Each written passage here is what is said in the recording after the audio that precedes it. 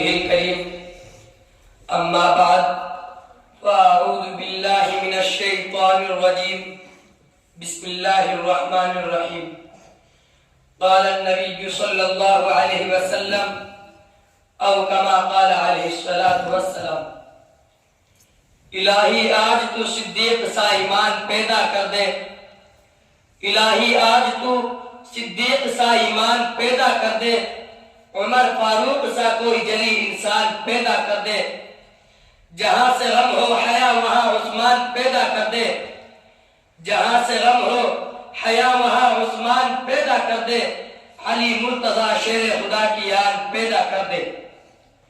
میرے محترم بزرگوں، عزیز دوستوں، اساتذہ کرام اور باہر سے آئے ہوئے مہمانان کرام، آپ حضرات بہت دور دراز سے وقت نکال کر آئے ہیں، انشاءاللہ آپ کا یہ وقت بہت فائدہ دے گا۔ میرے بھائیوں، میرے استاد نے مجھے یہ حکم دیا کہ میں آج آپ کے سامنے علماء دیوبند کی تاریخ پیش کروں۔ علماء دیوبند کی تاریخ کیا ہے؟ یہ بڑا عجیب موضوع ہے۔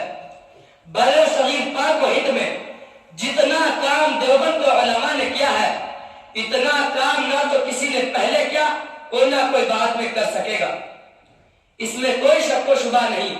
ہندوستان میں جب سے انگریز آیا، دو طبقے ہندوستان میں برسر پیکار رہے۔ ایک طبقہ وہ تھا کہ جس نے انگریز کے سامنے گردنیں جھکائی، انگریز سے معافیا مانگی، انگریز سے دولتیں حاصل کی، انگریز سے جہانگیریں حاصل کی۔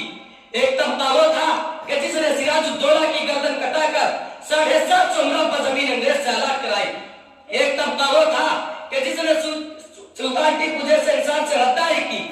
میرے بھائیوں، دوسری طرف ایک طبقہ وہ تھا جو شاہ ولی اللہ کے نام کا والد تھا، جو شاہ عبدالعزیز کے فتوے کا نمبردار تھا، جس فتوے نے بر صغیر میں مالٹا، کالا پانی اور اسکندریہ کے ساحل پہ اور جیلوں کا آباد کر کے پھانسیوں کے تختے پر چڑھ کر ساری زندگی انگریز سے ٹکرا گیا، بچوں کو یتیم کرا گیا اور بیویوں کو بیوہ کرا گیا۔ وہ طبقہ کٹ تو گیا لیکن انگریز کے سامنے گردن نہیں جھکائی۔ میرے بھائیوں، وہ طبقہ دیوبند کا طبقہ تھا۔ آج کل بعض لوگ کہتے ہیں کہ دیوبند کا مدرسہ تو کافی عرصے کے بعد بنا، تو اس کا مطلب یہ ہوا کہ دیوبند کا مدرسہ جب سے قائم ہوا اس وقت سے دیوبندی بنے اور اس سے پہلے دیوبندیوں کا نام و نشان نہیں تھا۔ اور میں کہتا ہوں کہ مولانا قاسم نانوتوی نے دیوبند کا مدرسہ بنایا، لیکن مدرسہ بنانے سے پہلے وہ عالم تھے، وہ فاضل تھے، وہ دین کے مجاہد تھے، وہ اسلام کے علمبردار تھے۔ دیوبند کا مدرسہ بنانے سے پہلے انہوں نے علم حاصل کیا تھا۔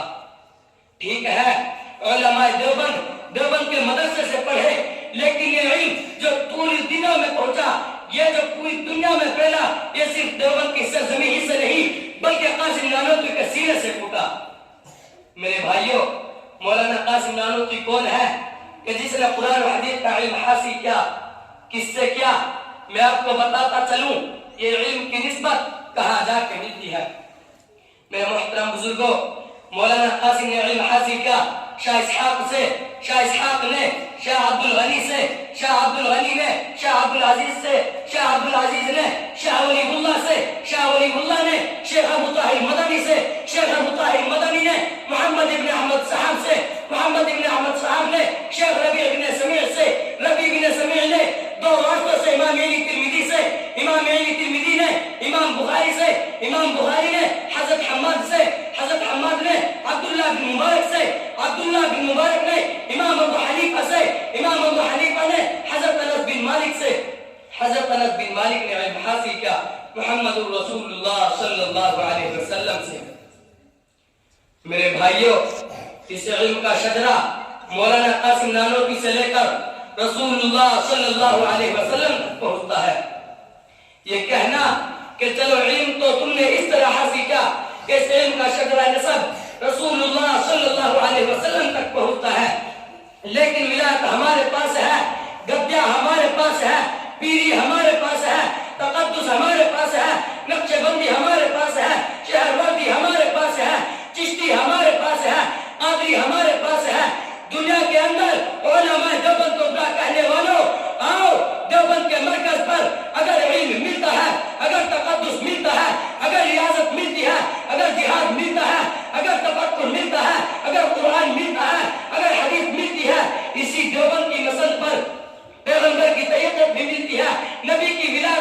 ہے، نبی کی بزرگی بھی ملتی ہے اور نبی کی طہارت بھی ملتی ہے۔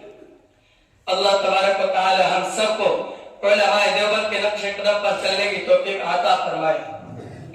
مشہور ایک قافلہ جو اہل جنوب ہے، مشہور ایک قافلہ جو اہل جنوب ہے، اس قافلے کے قافلہ سالار ہمی ہے۔